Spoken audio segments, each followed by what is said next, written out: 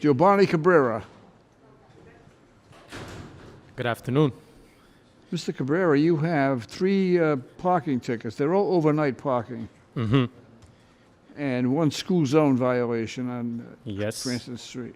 What happens when a young man from one of Providence's toughest neighborhoods walks into a courtroom facing multiple tickets and walks out with something far more valuable than a dismissed fine? Today's case features Giovanni Cabrera, a youth program assistant who grew up on the south side of Providence, standing before a judge who knows exactly what it's like to be judged by your zip code. But here's where it gets interesting. This isn't your typical traffic court appearance. What starts as a simple speeding ticket transforms into one of the most powerful conversations about redemption, perception, and paying it forward that we've ever covered on this channel. Trust me, you're going to want to see how this one ends. Let's get into it. So let's take the speeding charge first. What do you want to tell me about that? Truthfully, I don't remember it. I was driving that day. I do remember when I got the notice, I was like, oh, that was me driving that day.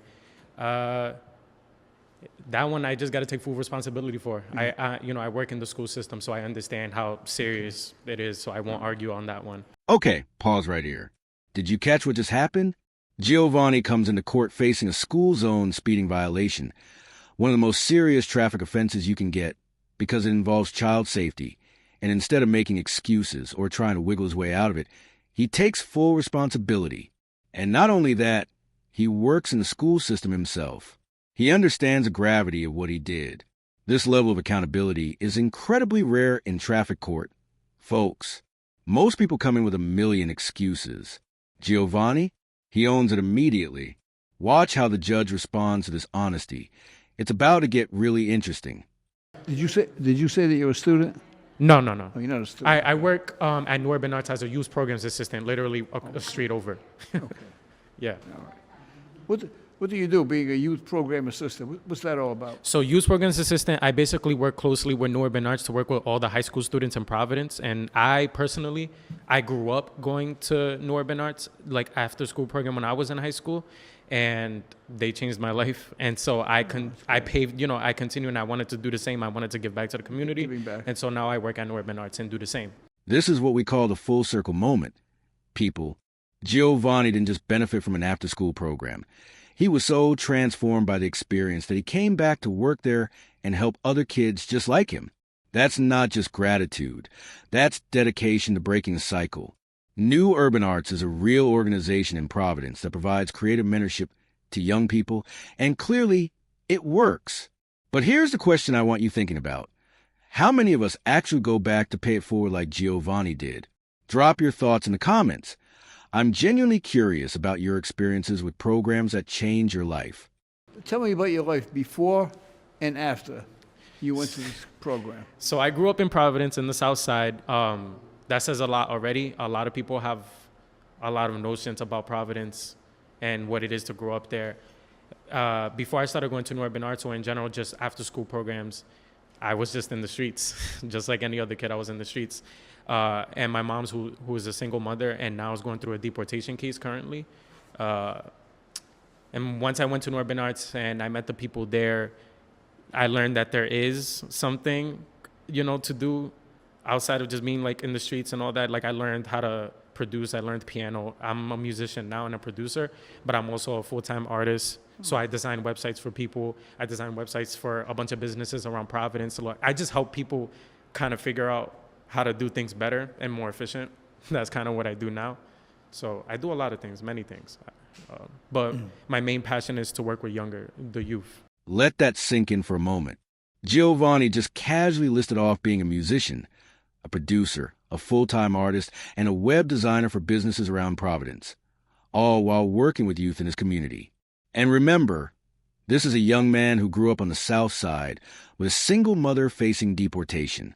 He went from being in the streets to building websites and producing music. That's not just a turnaround. That's a complete life transformation. And his main passion isn't even the money or the success. It's giving back to younger kids. The judge is clearly moved by this, and honestly, so am I. This is exactly why context matters in a courtroom. I'm very impressed with your background. Thank you. And how you turned your life around.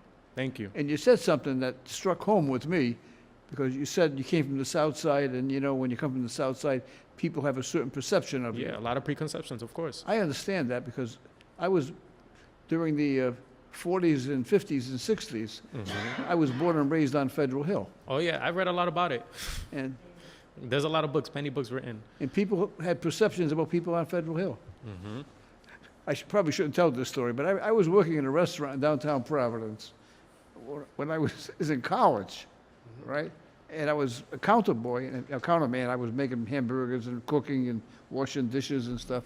And it was in downtown Providence, and you know, a lot of people who worked in the area would come in, and there was a lovely young lady came in, and she'd come in all the time. So anyway, I asked her for a date.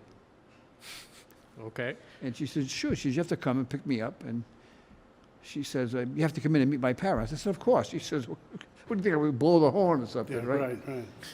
So I go to the house, and I walk in, and father's sitting in a recliner. I opened the door. I walked into what they called a parlor in those days, right? And she opened the door, and she says, my dad. I said, how are you, sir? And he says, what's your name? I told him. He said, where do you live? I said, I live in Providence. I saw it coming, right? He said, where in Providence? I said, on Bradford Street. He said, where's that? And I said, Federal Hill. And he said, you're not taking my daughter out. Of course. And that was the end of my date. Now we understand why this judge connects so deeply with Giovanni. This isn't just sympathy. This is empathy from lived experience.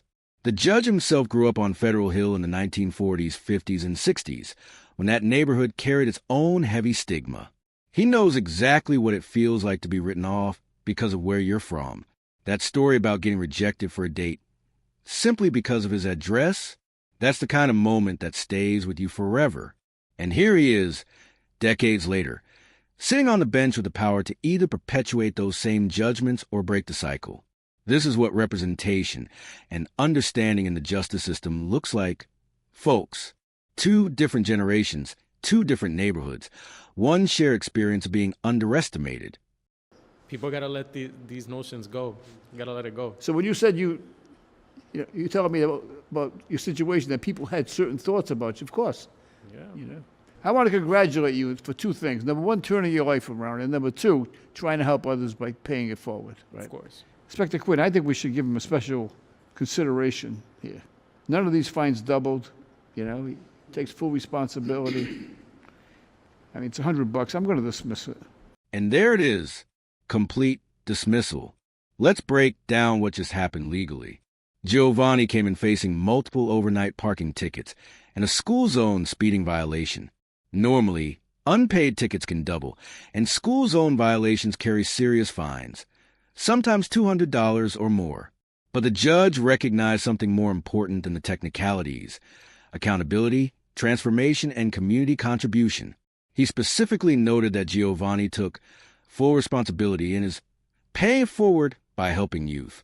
This is judicial discretion at its finest, understanding that the purpose of the court isn't just punishment, but also recognizing when someone has already done the hard work of changing their life. $100 in fines? Dismiss entirely. I appreciate it. And I wanted to say, never have I met a judge like you. And I've been in many courtrooms growing up for silly things. Not for bad things, for silly things, growing up, but never met a judge or a person like you. You're amazing. I'm not going to comment on that except to say this. I don't do anything different than what I was taught to do by my parents. And that is treat everyone with dignity and respect and have some compassion for people. We're just doing what we think is right. Good luck to you. Thank you. Have a good day. What an incredible case to witness. Let's recap what we just saw. Giovanni Cabrera, a young man from Providence's South Side, came into court facing multiple parking tickets and a school zone speeding violation. Instead of making excuses, he took complete ownership of his actions. But what made this case extraordinary wasn't just his accountability. It was a story of transformation. From growing up in the streets with a single mother facing deportation, to becoming a musician, web designer, and youth program assistant dedicated to helping the next generation, Giovanni embodied exactly what redemption looks like. And the judge, he saw himself in Giovanni's story. Growing up on Federal Hill, facing his own prejudices and judgments. He understood that where you come from doesn't define where you're going. The result? Complete dismissal of all fines and a powerful reminder that compassion and dignity belong in every courtroom. If this case moved you as much as it moved us, smash that like button. Share this video with someone who needs to hear this message. And subscribe to our channel for more incredible courtroom moments that restore your faith in humanity. Drop a comment below. What part of this case hit you the hardest? We'll see you in the next one.